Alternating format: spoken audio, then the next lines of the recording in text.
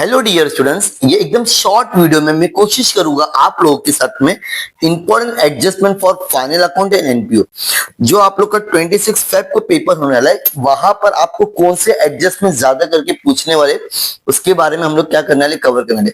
सबसे पहले अगर मैं बात करूं फाइनल अकाउंट तुम्हारा क्वेश्चन नंबर 7 होता है और एनपीओ अगर मैं बात करूं आप लोग का क्वेश्चन नंबर 6 होता है, जहां पर कुछ एडजस्टमेंट एकदम कॉमन होती है। जैसे कि अगर मैं बात करूं आउटस्टैंडिंग, ठीक है, दोनों में मिलेगा आपको आउटस्टैंडिंग, यहां भी मिलेगा और यहां भी। आउटस्टैंडिंग का एक और नाम होता है तुम्हारा नॉट पेड,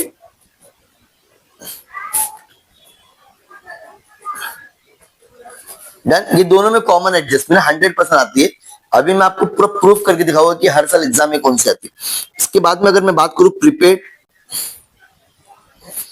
एडवांस, दोनों में मिलेगा आपको, ठीक है। ये कॉमन एडजस्टमेंट है, दोनों में 100% आती है।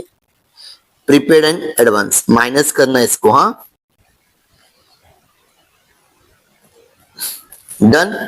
अब उसके बाद में एक और एडजस्टमेंट कॉमन रेडी से डेप्रिसिएशन, दोनों में आएगी आपको डेप्रिसिएशन, दोनों में, डन। ये एडजस्टमेंट ऐसा है कि कितना भी हार्ड समझ दो, मोस्टली ये एडजस्टमेंट आपको एग्जाम में पूछना ही पूछना है। अब इसके अलावा फाइनल अकाउंट को अभी हम लोग क्या करेंगे, कवर करेंगे और आपको सारे पेपर की मैं क्या करूंगा, जितने भी क्वेश्चंस एग्जाम में पूछे गए वहां के आप लोग को डायरेक्टली मैं एडजस्टमेंट बताऊंगा।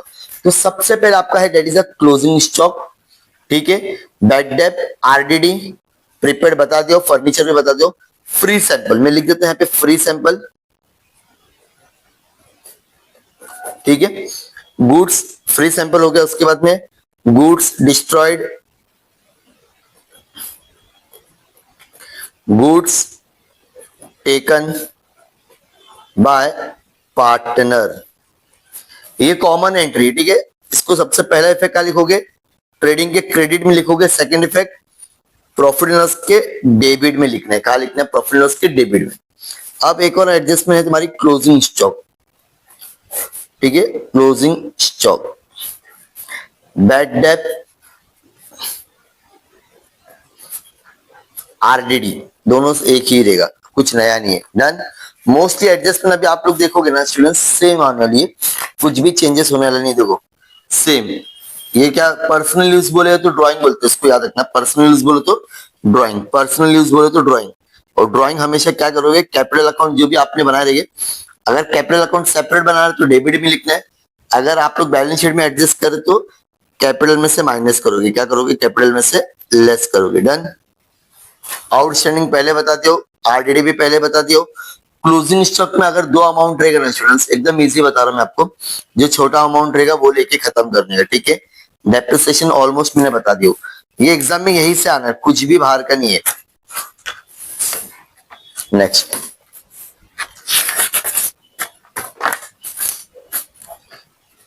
क्लोजिंग स्टॉक ऑलरेडी बता दियो, आरडीडी भी बता दियो। The goods destroyed by fire, तो पहले ट्रेडिंग अकाउंट के डेबिट में लिखोगे और क्लेम वाला अमाउंट आप लोग एसेट में लिखोगे, जो बच गया 2000 आप लोग प्रॉफिट लॉस के डेबिट में लिखोगे।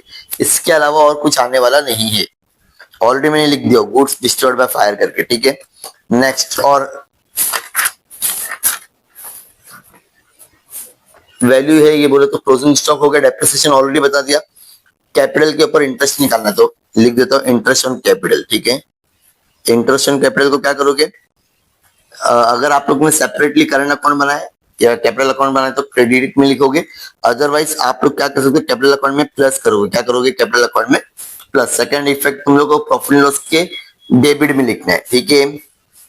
आउटस्टैंडिंग पहले बता दिया, बैड डेट भी ऑलरेडी हो चुका है, क्वेश्चंस में यही आने वाला है। क्लोजिंग स्टॉक बता दिया, आरडीडी बता दिया, इंटरेस्ट रिसीवेबल प्लस होगा, याद रखना, इंटरेस्ट रिसीवेबल या कुछ भी रिसीवेबल अगर आ गया तो याद रखना, ठीक है। रिसीवेबल मतलब प्लस करना है आपको, क्या करना है, प्लस करना है। सेकंड इफेक्ट एसेट में लिखोगे, डन। प्रीपेड ऑलरेडी बता दिया, डेप्रिसिएशन भी ऑलरेडी बता दिया हूं, ऑलमोस्ट 100% एग्जाम में यही आने वाला है। प्रीपेड ग्रॉस प्रॉफिट डायरेक्टली आपको प्रॉफिट लॉस के डेबिट में लिखना है, प्रॉफिट लॉस के सॉरी क्रेडिट में लिखोगे, क्या लिखोगे, प्रॉफिट लॉस के क्रेडिट। डेप्रिसिएशन हो गया, राइट बोलो तो बैड डेट माइनस करना है। क्लोजिंग स्टॉक अपने को डायरेक्टली, अगर ग्रॉस प्रॉफिट दे दिया तो क्लोजिंग स्टॉक डायरेक्टली आपके बैलेंस शीट के एसेट में जाएगा, done. Question number 7, interest on fix deposit receivable, ये आपको प्लस करेंगे फिक्स डिपॉजिट इंटरेस्ट, जो रिसीवेबल अभी स्टिल रिसीवेबल भी प्लस करना आपको, ठीक है। रिसीवेबल स्टिल कुछ भी आ गया, रिसीवेबल अगर आ गया है और नॉट पेबल भी आ गया तो प्लस करना है। सेकंड इफेक्ट आपको प्रॉफिट लॉस की क्रेडिट में लिखना है। फर्नीचर बता दियो, आरडीडी बता दियो, क्लोजिंग स्टॉक। अब मुझे बताना 35,000 लिखोगे 40, अमाउंट जो छोटा रहेगा हमेशा वही लिखने का। Done sir, done. Next same gross profit trading account a profit loss की क्रेडिट। डन। अच्छा, ये इंश्योरेंस ये जब ज्यादा महीना होगा ना ये एडवांस होता है, याद रखने का। अगर 12 मंथ से ज्यादा हो गया, मोर देन द 12 मंथ हो गया, मोर देन 12 मंथ अगर हो गया तो वो एडवांस होगा। क्या होगा? एडवांस बोल सकते हैं हम लोग, या फिर प्रीपेड बोल सकते हैं इसको। क्या बोल सकते हैं? प्रीपेड। अगर 8 महीना 9 महीना ऐसा 12 महीने से कम है, ये मोर देन 12 मंथ, ठीक है। लेस देन 12 मंथ रहेगा ना, लेस देन 12 मंथ रहेगा तो वहां पे आउटस्टैंडिंग करोगे आप लोग। क्या करोगे? आउटस्टैंडिंग या नॉट पेड, याद रखना। मतलब लेस देन 12 मंथ रहेगा तो प्लस करना है, मोर देन द 12 मंथ रहेगा तो लेस करना है। क्या करना है? समझ में आ गया क्या बताया मैंने? वही सेम है, कुछ भी डिफरेंट नहीं है। आरडीडी वही माइनस करना है, और डिटेल सब हम लोगों ने इसका वीडियो बना दी, डोंट वरी, ठीक है। लिंक में आपको शेयर कर दूंगा डिटेल वीडियो। जो पेड 15 मंथ है तो क्या करना है? माइनस करोगे। क्या करोगे? Minus.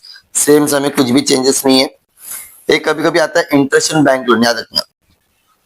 Bank loan, interest on bank loan, या तो सिर्फ आपको दिया है बैंक लोन 10%, या तो 10% आपको दिया है इन्वेस्टमेंट के ऊपर। जब भी ऐसा 10% 15% ऐसा कुछ भी बोलेगा ना, वो प्लस करेगा। आप लोग क्या करोगे? अगर एसेट में प्लस करे तो सेकंड इफेक्ट हमारा प्रॉफिट लॉस के क्रेडिट में जाएगा, एसेट का प्रॉफिट लॉस के क्रेडिट में। अगर लायबिलिटी में प्लस करे तो प्रॉफिट लॉस के डेबिट में। डन। तो यहाँ पर हम लोगों ने पूरा क्या कवर कर लिया स्टूडेंट्स? फाइनल अकाउंट के जितने भी एडजस्टमेंट थे वो मैंने बता दिया। अब हम बता रहे एनपीओ में। एनपीओ में ये तीन तो कॉमन है ही। अब तुम्हारा एक आता था कैपिटल फंड। क्या बोला मैंने? Capital fund. इसको हमेशा लाइबिलिटी की पहली लाइन में लिखते हैं, ठीक है। इसके बाद में very very important it is subscription, इसके बिना होता ही नहीं है, ठीक है। सब्सक्रिप्शन।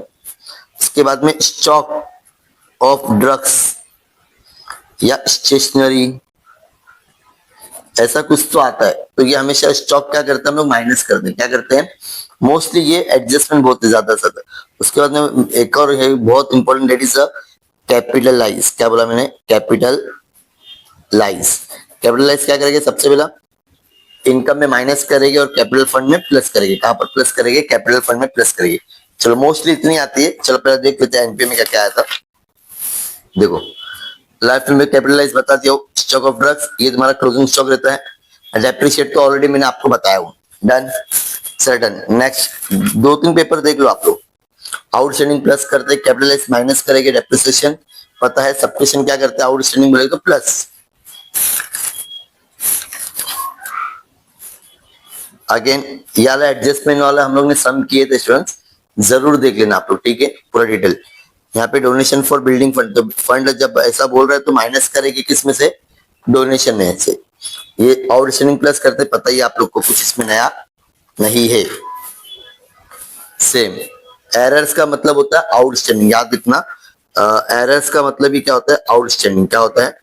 एरर्स का मतलब ही क्या होता है? आउटस्टैंडिंग। क्या होता है? आउटस्टैंडिंग। क्या होता है? Outstanding. Done sir, done. Next अभी क्या बचा है आप लोग का? और स्टॉक ऑफ ड्रग्स माइनस करने का, ये याद रखना, ठीक है। आउटस्टैंडिंग प्लस करते हैं। ये खाली वर्ड कंफ्यूज कर दिया। एरर्स का मतलब ही क्या है तुम लोगों का? Outstanding. Done. Same stock of drugs बहुत बार आ रहा है। कन्वेंस फॉर डोमेस्टिक पर्पस, मतलब ये ड्राइंग बोलते हैं इसको। क्या बोलते हैं? मैं लिख देता। डोमेस्टिक पर्पस मतलब क्या होता है? ड्राइंग होता है। क्या होता है? ड्राइंग। तो आप लोग को माइनस करना है। क्या करना है? जिसमें से भी बोले माइनस करना है। और सेकंड इफेक्ट भी आपको क्या करना है? कैपिटल फंड में माइनस करोगे। क्या करोगे? कैपिटल फंड में माइनस। कैश इंट्रोड्यूस आप लोग का कैपिटल फंड होता है। मैं लिख देता हूं, कैश इंट्रोड्यूस का मतलब ही क्या होता है? Capital fund. क्या होता है? Capital fund. दोनों का मतलब एक ही है, ठीक है। Next almost 50% donation building fund. अगर जब ऐसा बोल रहे हैं तो उसमें से माइनस करना है आपको। क्या करना है? माइनस। ठीक है, आउटस्टैंडिंग प्लस करेंगे तो कैपिटलाइज क्या करते हैं, माइनस, ऑलरेडी मैंने आपको बता दिया, तो कुछ नया इसमें है नहीं। चलो यहाँ पे एक क्वेश्चन देख लेते फटाफट, कुछ बोला है यहाँ पे, कैपिटल इंटरेस्ट नहीं, डेप्रिसिएशन वो तो हम लोग को पता ही, कुछ इसमें नया नहीं है। कैपिटल फंड लायबिलिटी में लिखना, डन। कैपिटलाइज ऑलरेडी बता दिया मैंने तुमको क्या करना है करके।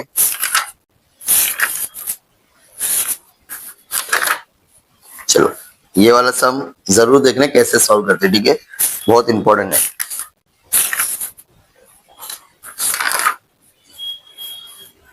कैपिटलाइज माइनस करते, आउटस्टैंडिंग प्लस करते, प्रीपेड माइनस करेगी, आउटस्टैंडिंग प्लस करेगी, डेप्रिसिएशन माइनस करेगी। तो ये था आप लोग का कुछ इंपॉर्टेंट एडजस्टमेंट। इससे ज्यादा और अगर एक दो एडजस्टमेंट अगर मैं बता दूं student, that is a not recorded, क्या बोला मैंने, नॉट रिकॉर्डेड सेल्स या फिर नॉट रिकॉर्डेड परचेज। अगर नॉट रिकॉर्डेड सेल्स बोल रहे तो सेल्स में प्लस करने का, सेकंड इफेक्ट डेटर में भी प्लस करने का। नॉट रिकॉर्डेड परचेज बोले तो परचेज में भी प्लस करने का, सेकंड इफेक्ट क्रेडिटर में लिखने का। इससे ज्यादा आप लोग का एडजस्टमेंट कुछ आने वाला नहीं है। फटाफट फटाफट क्या करोगे, इस वीडियो को सारे दोस्तों के साथ में शेयर कर दोगे। Thank you so much.